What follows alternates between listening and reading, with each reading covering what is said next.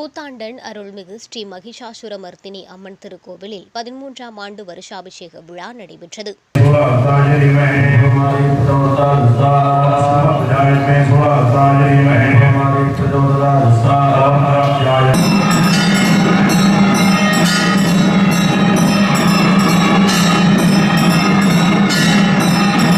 சிவகங்கை மாவட்டம் கூத்தாண்டன் கிராமத்தில் அமைந்துள்ள பிரசித்தி பெற்ற அருள்மிகு ஸ்ரீ மகிஷாசுரமர்த்தினி அம்மன் திருக்கோவிலில் 13ஆம் ஆண்டு வருஷாபிஷேக விழா வெகு விமரிசையாக நடைபெற்றது.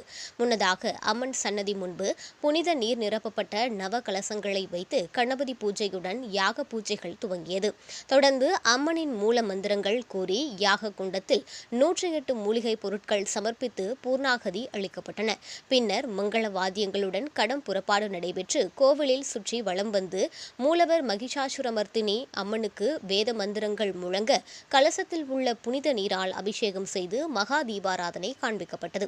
இதனையடுத்து அம்மனுக்கு புது பட்டு சேலை அணிவித்து வண்ண மலர் மாலைகள் கொண்டு சந்தனக்காப்பு அலங்காரம் செய்யப்பட்டது. இதனைத் தொடர்ந்து கோடி தீபம், கும்ப தீபம், நாக தீபம் காண்பித்து உதிரி புஷ்பங்களால் அர்ச்சனைகள் செய்து மகா கற்பூர ஆராதனை காண்பிக்கப்பட்டது. இதில் ஏராளமான பக்தர்கள் கலந்து கொண்டு மகிஷாசுரமர்த்தினி அம்மனை வழிபட்டனர்.